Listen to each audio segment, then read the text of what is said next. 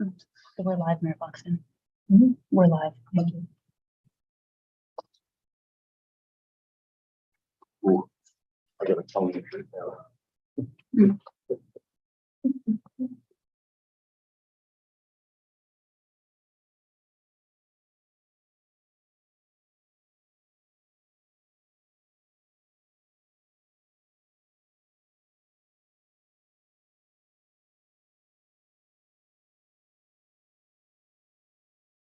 Good evening and welcome to tonight's council meeting on July 11th. North Elbridge Council meeting for the 11th. Please note that we do also have one committee readjustment application scheduled this evening, and that item will commence at 7 p.m. Members of the public have been provided with the following methods to watch and/or participate in this open meeting electronically. Attend the township office located at 2958 Greenfield Road, Dumfries Room, or watch the live stream by accessing the meeting on the township's YouTube page. Also, attend electronically to observe the meeting or to speak to an item on the agenda. And finally, submit written comments to the clerk's division that have been provided to the mayor and council prior to the meeting and will form part of the public record. I'd now like to call this meeting to order, and can I have approval of the agenda, please?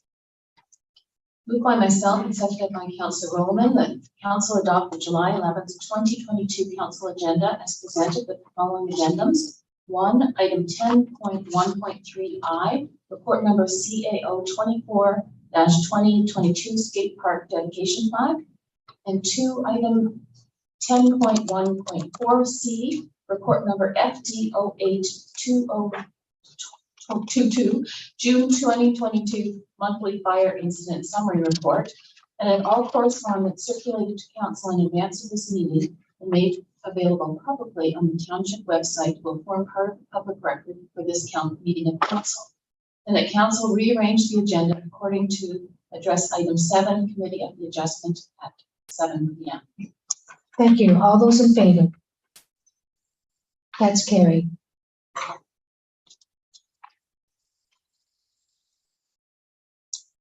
I'd now like to do the Indigenous Territory Acknowledgement. We acknowledge that the land on which we gather today is the traditional territory of the Haudenosaunee, Anishinaabe, and the Neutral people. We acknowledge the enduring presence of the Indigenous people with whom we share this land today, their achievements and their contributions to our community. We offer this acknowledgement as an act of reconciliation between Indigenous and non-Indigenous peoples of Canada. I'd now like to pause and reflect as we consider our past, how we are moving forward today, and hoping for a brighter future with the Indigenous and non-Indigenous communities.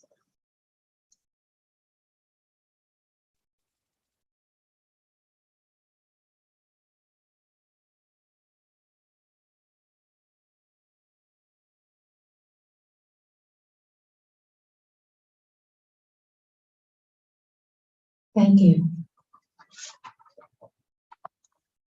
Is there any disclosure of pecuniary interest, general nature thereof? Seeing none. We have a delegation, Tova Davidson with Sustainable Waterloo Region. Welcome, Tova.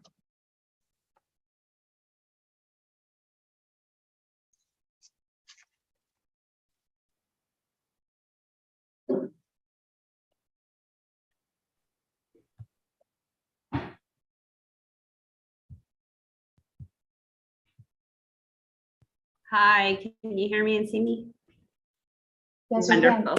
It's so lovely to be here today. Thank you so much for the time, to your entire team for the amazing coordination, and to this council for having me here today. I'm going to start sharing my screen, and just let me know when you can see the slides.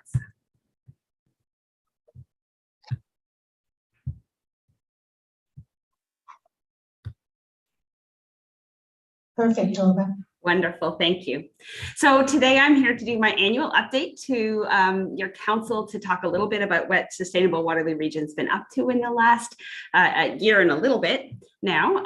And I'll just run through this quickly and hoping to be here to answer any questions should they arise from the presentation or other things that are happening in our community. So we really are looking at a year of innovation, growth, and evolution. And I think you've probably heard this a few times, that Waterloo Region and the world really has found this time of our global pandemic to be a time when we've evolved and tried to shift how we're doing things. And for us, it's made the urgency of the work that we do all the more apparent, as well as the community coming together in really amazing ways. One of our big things is that we actually rebranded. We did a new logo and a new corporate identity and a new website. So gone are the days of those circular arrows, but we've got a little nod to it in the middle there. So encourage you to keep your eyes out for the new logo. We're really proud to be bringing a new modern look forward to the community. We've also had some amazing impacts from our community and our network. We've had over 77,000 tons of CO2 committed to being reduced. That's an awful lot of cars off the road. Now we're over 21,000 cars off the road, which is an incredible number for this community to have brought together. And on the right-hand side here, you'll see that member organizations have continued to be committed to this kind of work, and that they're seeing 70% are saying that they actually have implemented projects to increase their sustainability, and that they haven't slowed down throughout a global pandemic, which to me really highlights that message of this has made it very obvious to us that we can make change if we believe that it's important. We've had an awful lot of new members. In 2021 alone, you're seeing here the list of new members within the network of Sustainable Waterloo Region. So there's a fair number here, and even more in 2022, which I'll show you in a moment. The thing that I love about this is it's post-secondary education. It's small retail like Change Lifestyle and Apparel. It's developers. It's other social service and community organizations like NIDA. Really, it's showing that the entire corporate community is embracing sustainability and seeing the benefits to them.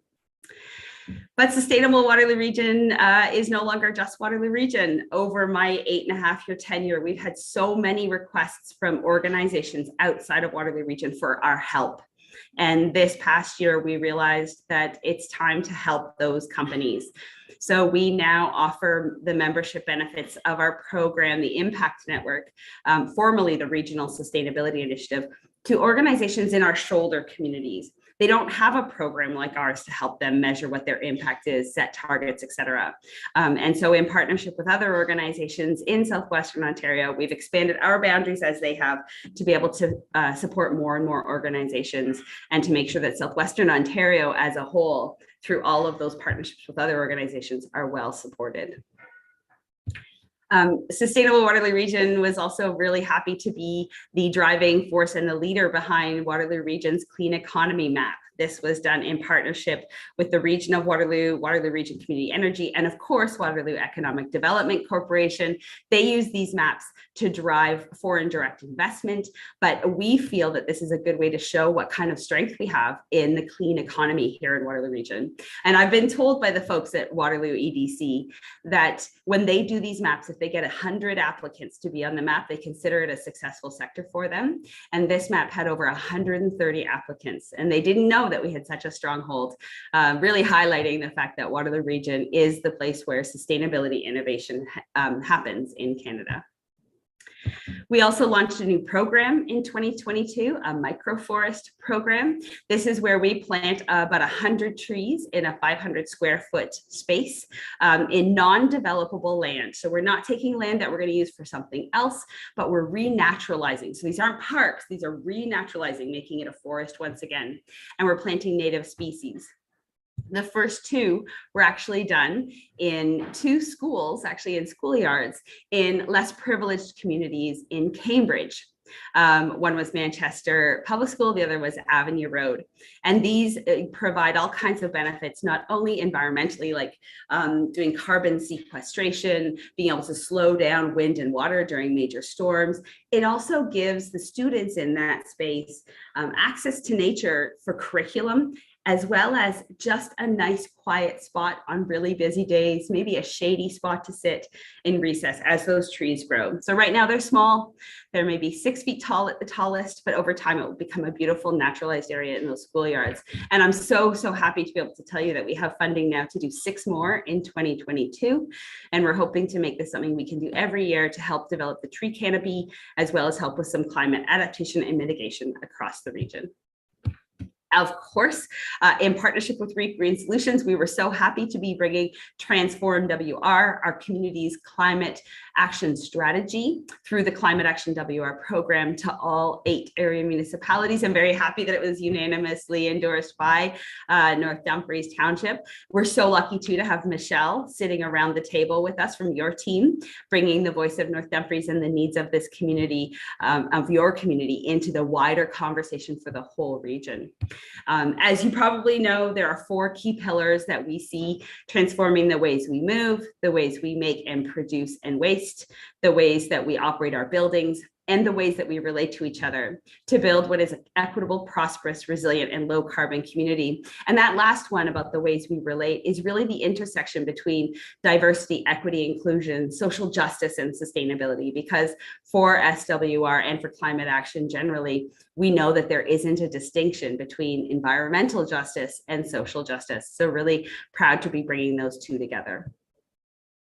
Looking forward, we of course are not ready to rest on our laurels and let good enough be good enough. So we're working on a number of new things. This was our list of new members as of April 2022. I can tell you we've had a few more joined since then. So really happy to see this growth across our network and to the continued support and buy-in from our corporate community, understanding how important this work is. We're also working on a number of programs.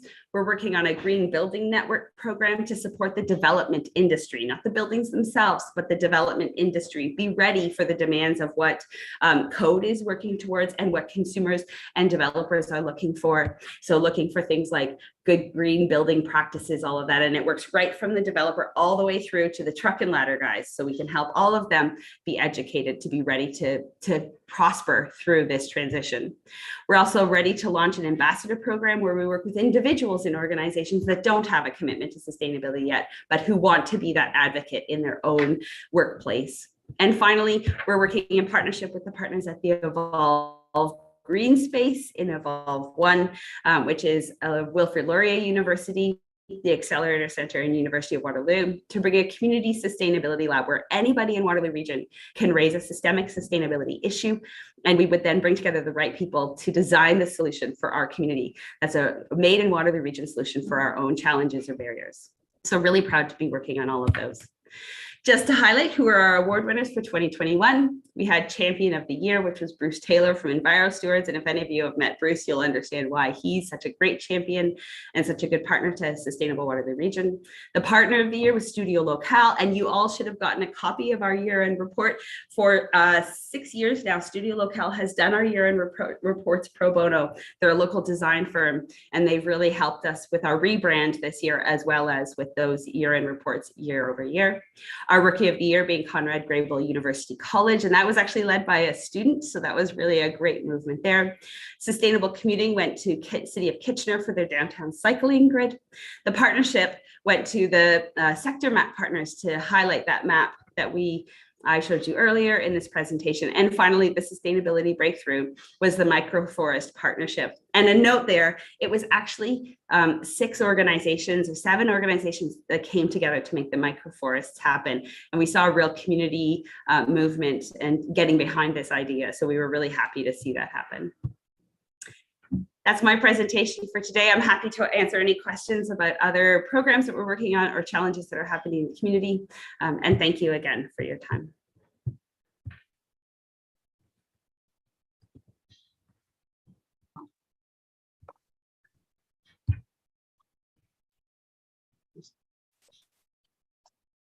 Thank you, Madam Mayor. Can you hear me fine, Tova? I sure can. Okay, great. So first of all, thank you for the presentation and everything that you guys are doing. It's a wonderful job. Thank you. It's our pleasure. So my question is about the lifespan of the microforest. So what happens in the microforest? You say you plant 100 trees in 500 square feet. How long before you basically have to transplant that microforest out in larger forest areas? Because I can't imagine 5 square foot per tree for very long. Well, not all of the trees will grow really, really big. Some of them are small. It's a variety of different species. There are certainly maples and oaks, but the design of how many of which kind of tree was actually done in partnership with the Conservation Authority. So they know the location we're putting it in, and they say, these are the right kinds of trees for this location. And then they help us know which ones will go where. And so, but the idea is it becomes naturalized. So it's not a place we go in and prune. Trees will fall naturally. We do go back.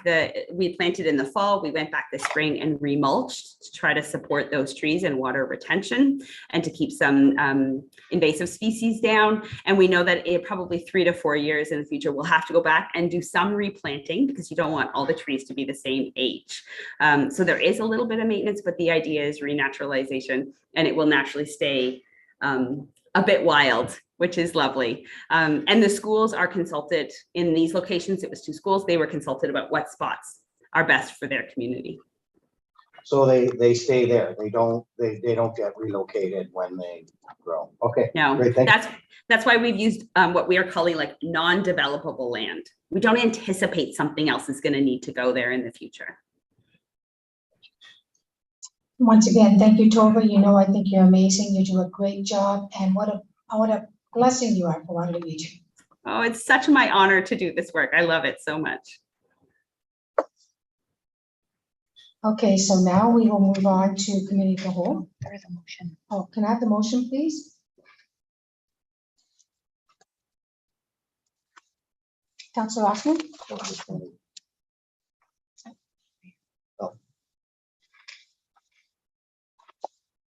Moved by myself, second by Councillor Gillespie, that the delegation from Tova Davidson with Sustainable Waterloo Region regarding the 2021 annual update be received with thanks.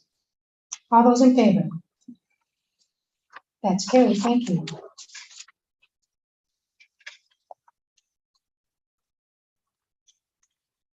We do, yes. Can I have the motion, please, to adjourn and send us to committee of the whole, Councillor Rowland? Yes, I move by myself and by Councillor Osmer that council adjourn to sit as committee of the whole. All those in favor? That's carried. Thank you.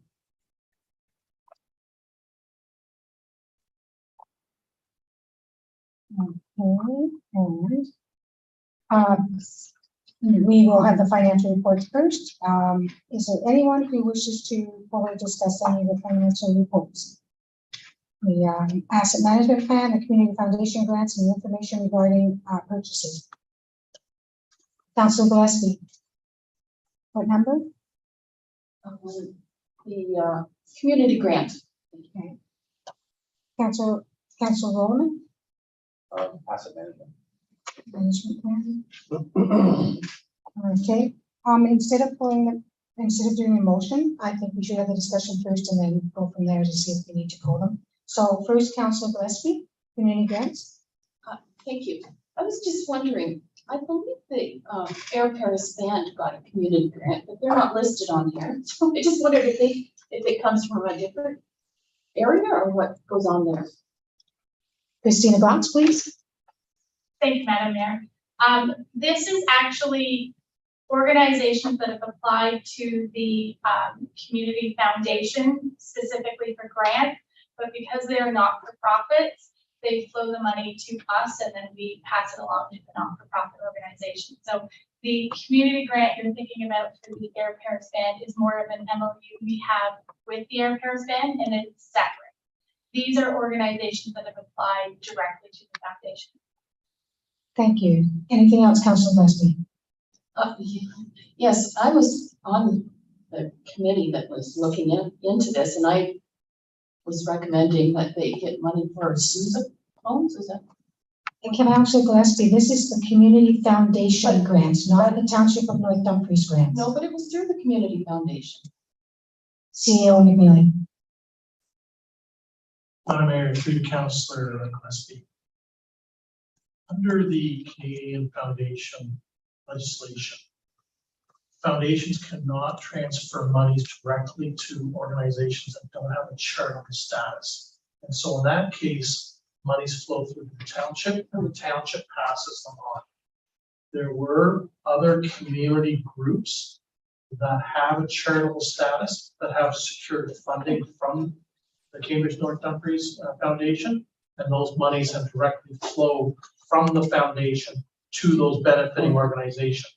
These four do not have a charitable designation, and as such, the monies flow through to the township, and the township then transfers each of those awards to the respective recipients that have been identified to us by the foundation. Okay, thank you. Next, Councillor Roman. Madam Mayor, my question is on page 47 of the agenda, 3.311 roads and 3.312 streetlights. With regards to roads, I think I report there's a wide range of options for the additional money required. I'm just concerned, is $80,000 per year additional? I think that actually be enough to achieve the 65% rating I'm looking for. I just know in the past, we were always a little bit on the short side. I want to make sure that we're planning to have enough money to account for that. And the second question I have related to both of those is, as we add new roads and new streetlights, how is that incorporated into the management plan? Go ahead, Christina Ross. Thank you, Madam Mayor. Through you to Councillor Roland. The goal of this program is that we look at each asset over its entire life cycle. So as we would add new roads into it, we would again consider the entire life cycle of that asset. So it would be amended every 5 years officially, but as an organization, as we add them in, we would consider it in our own internal planning. In terms of the 80,000, when we look at the sources of the funding that we have typically used for the roads, we feel that the 80,000 is appropriate. Where we're probably short is more on the bridges side of things. But when you look at bridges, those tend to be the ones that are more attractive for infrastructure grant programs. So the hope would be that there would be some grants available for some of those major reconstruction bridges that are coming up in the next 5 to 10 years. We do feel that it is appropriate between the sources of funding from the OCFA funding, from our gas tax funding. We do have sufficient for the road program with a small deficit that we have. Are there any further questions? Seeing none, can I have the motion, please? I'll move by myself, second. Councillor Gillespie, you don't have to read it in its entirety. Thank you. Moved by myself, second by Councillor Rowland, that the committee of whole recommend the following items to be approved as presented, as outlined in staff reports listed in the finance function area. 10.1.1A, report number FIN 21-2022, update to the asset management plan. 10.1.1B, report number FIN 22-2022, Community Foundation Grant Award 2022. 10.1.1C, report number FIN 23-2022, information regarding purchases. Regarding purchases, yes, thank you. Okay, all those in favor? Carried, thank you.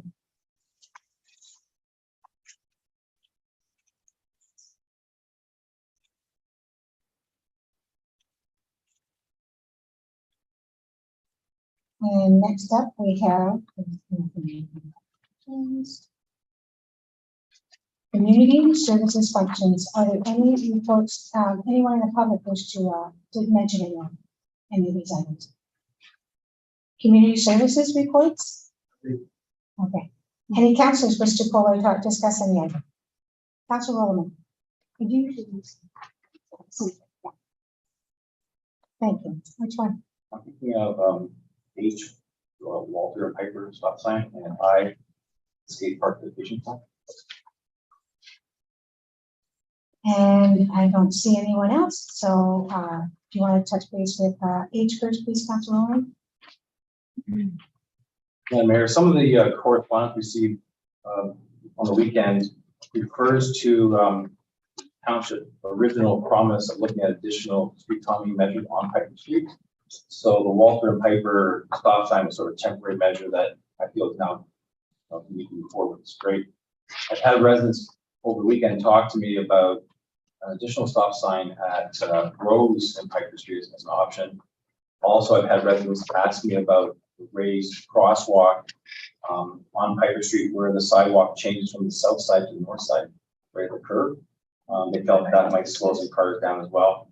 And additional discussion with neighbors about the intersection of Piper and Church Street, that odd intersection.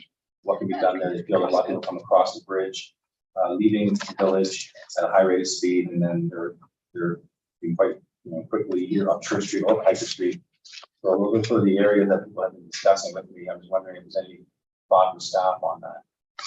I was wondering if we can deal with the issue presented and ask that a staff report be done on those issues in the next council meeting. Is that okay, Council Roman? Okay, that's okay. Thank you. So that covers HI, Council Roman. With the skate park dedication plaque, I noticed that the previous plaques the township had created also include the names of the staff that were involved. I noticed that the mock-up that was presented didn't show the CAO's name on the plaque or any community services directors or anything like that. I'm just wondering, is that the practice, or do you have to have the staff added to that as well? I think that would be a council's decision. Council, how does people feel about that? I have no problems with staff being on. Council Gillespie? Council Austin? I have no issue with it. We've asked before on certain facilities, parts of the facilities for the volunteer groups, etc., that were responsible for putting the whole thing together. I'm not sure if that was brought to council or not. And That's on the plaque that they brought forward, yes. Probably got the volunteer group in it. which volunteer groups are on there? Like the members of the volunteer group Yes, or just the yes. name? No, their names. Members of the group, it's on the plaque. If you look at the. Okay. I didn't know whether they were doing that, but no, I have no problem with it. And Councilor Roman, are you planning on putting staff on? I think it's a good idea to have staff on. I was also wondering about the additional facilities we're building, the new washroom, the new tennis courts. Are we going to plaques on those as well? Is there a thought about that as well? Maybe we can look at that when we're looking at the 2023 budget. If that's fair. Okay, so seeing that all three all the items are discussed. Sorry, can I? Of course, Councilor Austin. Yeah, just one quick. How big are these plaques going to be? Like how many people, if we add staff, and how big are the plaques going to be? Like, is there a large number of staff members that go on it, or is it like one or two, or? I just don't know how big the plaque's going to be.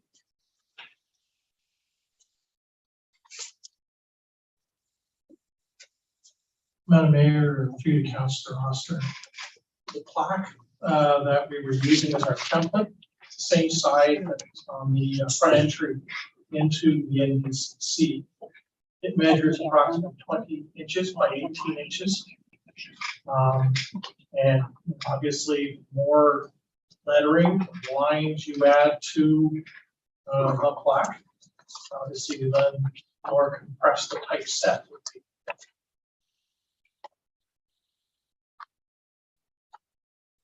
So if we could have a mock-up maybe done of it just to see before, I think from what I hear, we're moving forward with the plaque. We just like to see the final design and we'll comment back to staff on the final design. That's okay with council? Okay, so direction to staff is that we move forward with the plaque and that a mock-up be presented to council for discussion, just to approve the final wording. But we're going ahead with the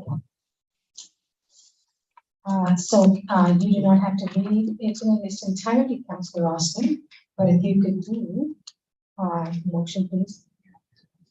So for the plaque, we're just as presented, or? We've given them direction that they will write it up, do a mock-up for us and show us what it looks like, but we're doing the plaque. The direction is that we're doing the plaque. Okay. So moved by myself, second by Councillor Gillespie, that the committee of whole recommend the following items be approved as presented as outlined in the staff reports listed in the community services function area. 10.1.3A, report number REC 2022, Air Farmers Mutual Tailgate for Charity Event Waiving the Rental Fees. 10.13B, report number PW08 2022, Fuel Price Index. Report 10.13C, report number PW09 2022, Crossing Guard Request for Berlin Douglas. 10.13D, report number PW10 2022, Award NDCC Edition. 10.13E, report number PW11 2022, OSIM 2022 Inspection Summary.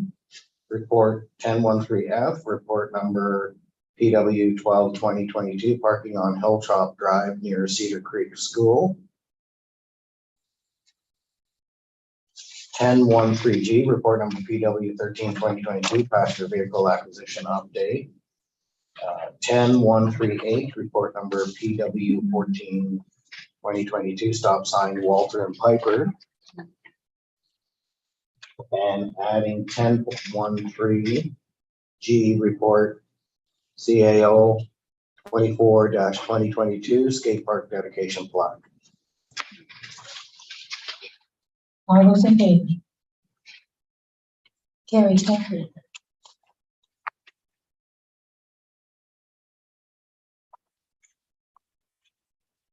Next, we have governance and productive services functions. Would anybody in the public like to discuss any of the reports? Any members of council wish to? Councilor Austin. I'm getting that. I was shuffling papers when I was saying that.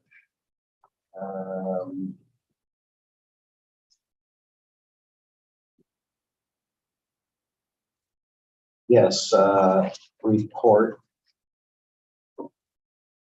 10.14.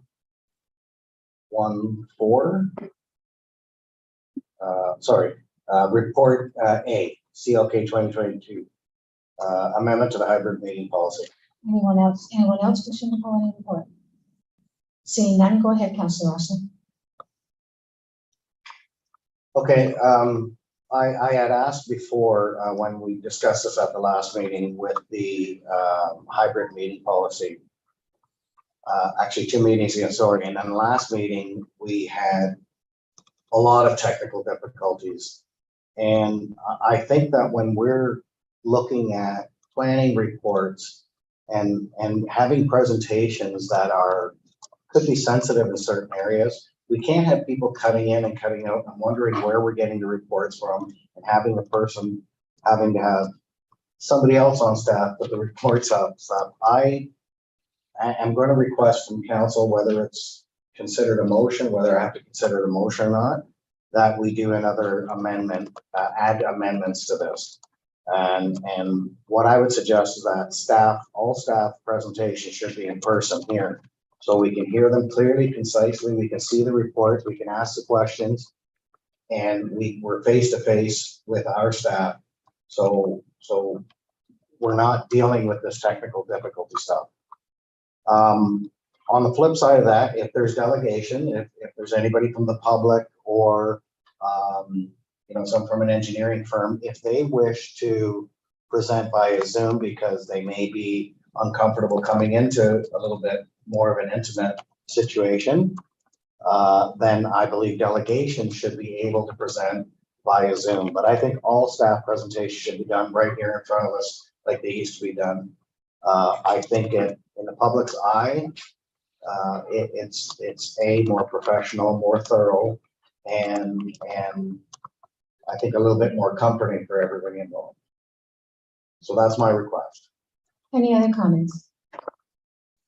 I tend to agree with Councilor Austin. And so, but the rest of the report is good, Councilor Austin. No one else is concerned about the rest of the report, except to add this one information that should staff have a presentation, they do it in person at chambers. So we're asking for an amendment. So we can use the same type of motion, but say as amended. Okay, is that okay? All right, can I have the motion, please? Council Rowland, and we will put item A as amendment. You do not have to read it in its entirety. So moved by myself, second by Councilor Rossner, that the committee of the whole recommend the following items be approved as presented, as outlined in staff reports listed in governance protective services function area. 10.14A report number CLK 2022, amendment to hybrid meeting policy. That the report we received as amended. Report 10.1.4B, report number CLK 23-2022 animal control services contract negotiation that the report we received, and report number 10.14C, report number FD 08-2022, monthly fire incident report we received. Just a minute, Councilor.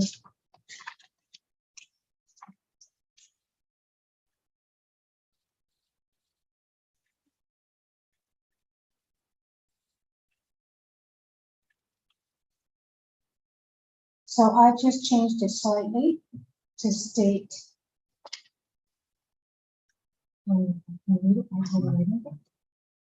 So report number CLK 22-2022, amendments to hybrid meeting policy as amended to include staff be present when doing a presentation. All those in favor? Carried, thank you. And now, so, motion to adjourn and set as committee, council Gillespie. Moved by myself, seconded by Council Rowland, that the committee of the whole is hereby adjourned and the council meeting be called back to order. All those in favor? Carried, thank you.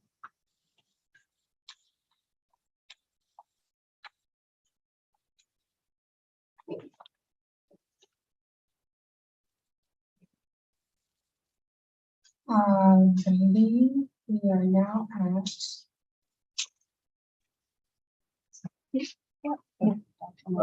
Yeah.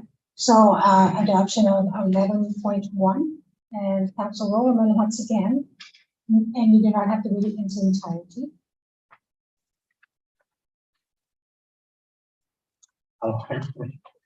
It's a book. You don't have to read it. Moved by myself and by Councilor Gillespie that council adopt a resolution as presented by committee of the whole dated July 11, 2022.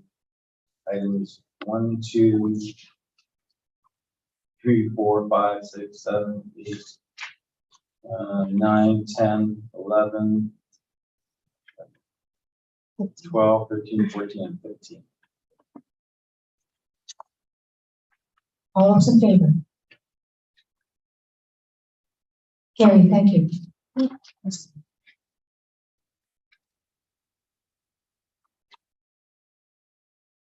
And the motion to adopt the minutes. Moved by myself, seconded by Councilor Gillespie, that council approve the following minutes. Committee of the whole meeting minutes dated June 13, 2022. All those in favor? Carrie, thank you.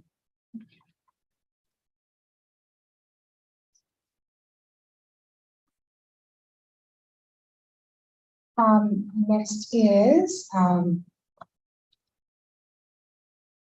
motion of council received for the purposes of information for the following item. On this one,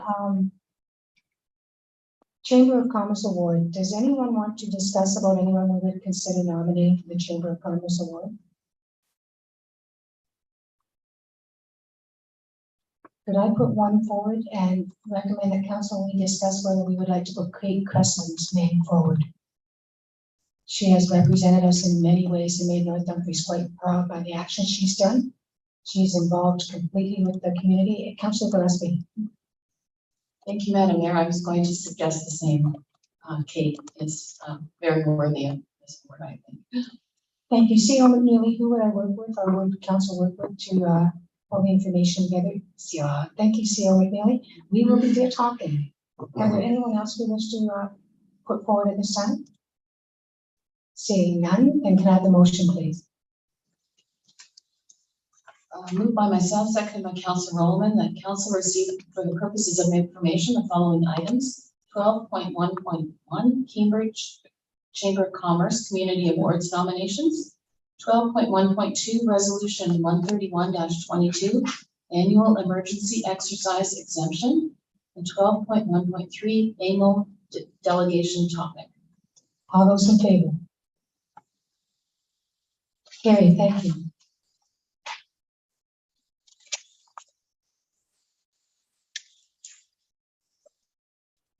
And the next one is 12.1.2. Committee of the whole meeting minutes, is that right? What did that? What do we do? What is this one? I'll just receive this. So Councillor Ross, maybe you're the next one in regards to the different meeting minutes.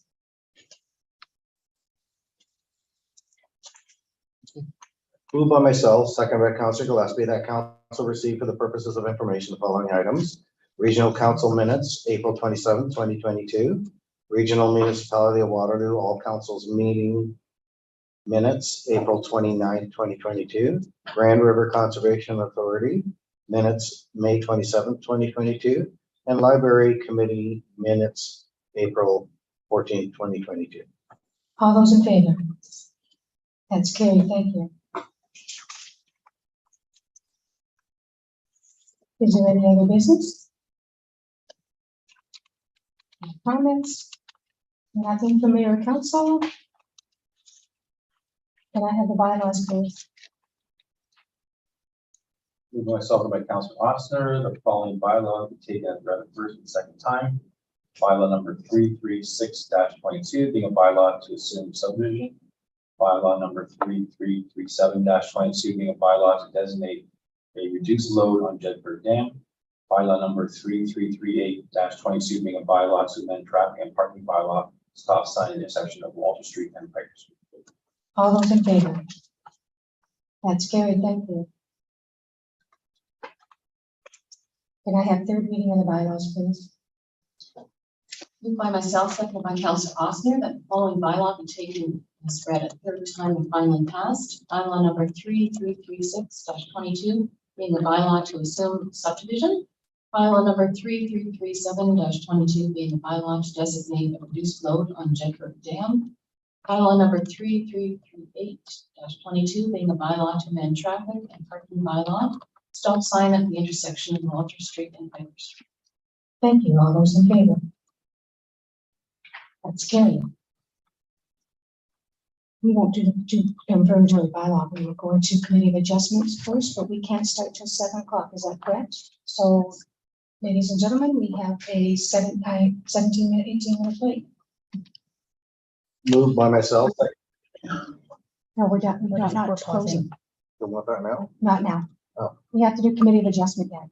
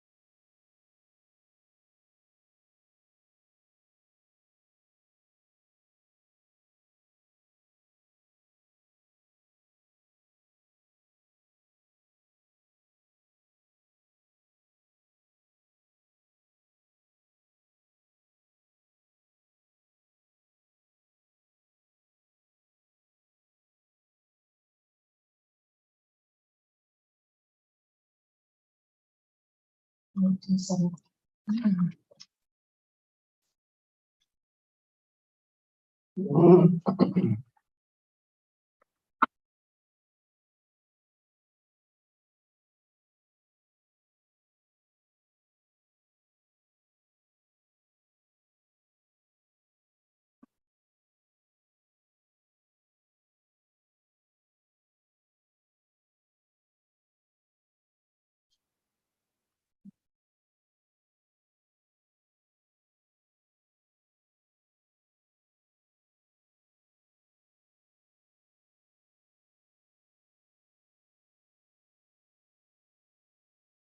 Good evening, and now we will start with committee adjustment. Can I have the motion, please, Councillor Gillespie?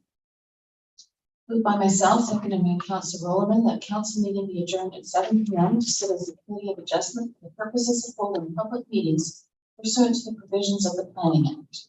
All those in favor? Carried, thank you.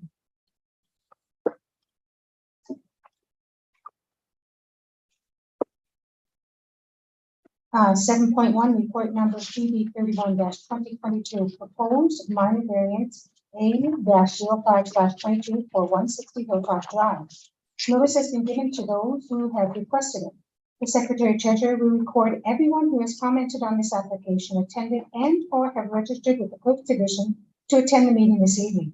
Those individuals will be notified of the decision or the convening of future meetings. I'd now like to introduce Christina Grazanov, Planner GIS Technician, who will be presenting this application. Christina, please. Thank you.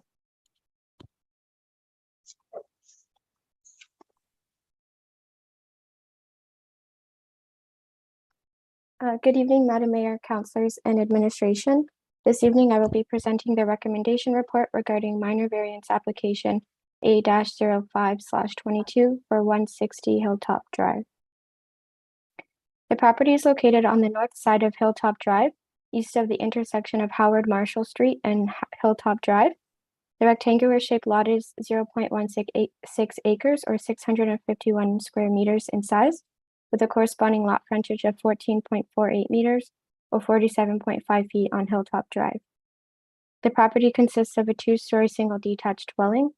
There is also a shed located in the northeast corner of the property with an approximate size of 9.29 square meters or 100 square feet. The property is zoned Z4D urban residential with exemption 20.1.250. The owner is proposing the construction of an accessory building with habitable living space within the rear yard of the property. The accessory building does not meet the definition of a coach house, as there's no kitchen or cooking facility. The proposed accessory building will contain one bedroom, one bathroom, and a small living area. The proposed size of the accessory building is 14 feet by 24 feet and 11 feet 8 inches in height. The proposed accessory building will have a small porch of either 4 feet by 4 feet or 6 feet by 6 feet. The photo to the left is an approximate floor plan of the proposed accessory building, and the photo to the right is a view of the north and south elevations. The homeowner wishes to provide a living space for their grandmother as she is elderly and not able to use the stairs in the principal dwelling. All meals would be prepared within the principal dwelling, and the owner's grandmother will have meals with the family in the principal dwelling. The applicant is seeking relief from the provisions of the general zoning bylaw to construct a habitable living space within an accessory building. The variance being requested is to permit habitable living space within an accessory building, whereas the general zoning bylaw does not permit habitable living space within an accessory building.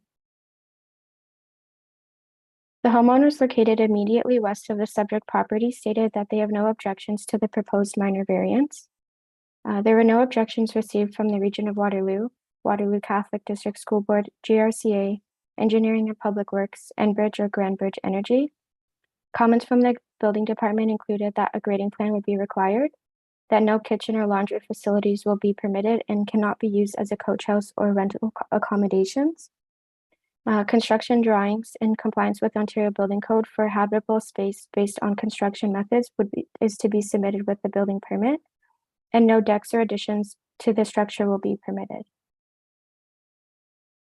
Planning staff are of the opinion that the requested variance meets the 4 tests of a minor variance as outlined by the Planning Act. The first test being that the proposed variance conforms with the general intent of the zoning bylaw. In this case, the proposed building is a permitted use within the Z4D zone classification. The proposed accessory building does not exceed the maximum height, and the proposed accessory building and the existing shed do not exceed the maximum area for all accessory buildings. Number 2, does the proposed variance conform with the general intent of the official plan? The proposed accessory building is compatible with surrounding land uses and will not have an effect on adjacent properties. Number 3, is the proposed variance desirable? The homeowner requires additional living space at the main level for her grandmother, and the proposed building will not create any visual impacts. And lastly, if the proposed variance is minor in nature. This proposed accessory building meets all other regulations of the accessory buildings as set out in Section 6 of the General Zoning Bylaw, and the proposed accessory building will be located at an appropriate distance from the side and rear lot lines. Planning staff are of the opinion that the proposed minor variance is compatible. Staff's planning opinion is based on the following: that there are no major concerns received from members of the public or external and internal agencies, that the requested variance meets the 4 tests of a minor variance, that the general intent of both the official plan and zoning bylaw are maintained, that the proposed accessory building meets all other regulations of accessory buildings as set out in Section 6 of the General Zoning Bylaw, and that the proposed accessory building will not create visual impacts to adjacent properties. Based on the planning analysis, staff recommend that minor variance A-05/22 for 160 Hilltop Drive be approved with conditions. Some of these conditions include that the accessory building may have a maximum height of 3.56 meters or 11 feet 8 inches, that the owner will submit a grading plan to the satisfaction of the Township of North Dumfries, that the accessory building may not be used as a coach house or rental accommodations, that a kitchen, cooking facilities, or laundry facilities will not be permitted within the accessory building, and that no decks or additions to the accessory building will be permitted. Thank you. Thank you, Christina. Well done. Is there anyone who wishes to speak on this? I believe Rebecca, I'm afraid, is not able to get her cameras to work. But Rebecca, we can't hear you if you wish to state anything. The only difference from what we've been working on with our planners is it's actually a slightly smaller footprint at this point. It's now 14 by 23 square feet, but other than that, the remainder would be the same. Thank you. Councilors, any questions or comments? So can I have a motion, please, Councilor Rossner? Do you not have to read it in its entirety? Moved by myself, second by Councilor Gillespie, that PD report number 31-2022 be received, and that minor variance application A-05-2022 being a request to seek relief from General Zoning Bylaw 689-A3 to permit an accessory building with habitable living space within the accessory building, whereas Section 644 of the zoning bylaw establishes that no dwelling unit or habitable room may be established within, on, above, or attached to an accessory building be approved as presented. Yes. All those in favor? That's carried. Thank you. Rebecca, good for you taking care of your grandmother. Thank you. And can I have the motion, Councilor Rowland, please? Moved by myself and by Councilor Ossner that pursuant to Planning Act, public meeting, any adjustment be adjourned at 7:08 p.m. So that council will be called back to order. All those in favor? That's carried. Thank you. And Councilor Ossner, I believe we were at the confirmatory bylaw. Yes, moved by myself, second by Councilor Rowland, that bylaw number 3339-22 being a bylaw to confirm the proceedings of council on July 11, 2022 be read a first, second, third time, be finally passed, signed, and sealed by the mayor and clerk. All those in favor? That's carried. Thank you.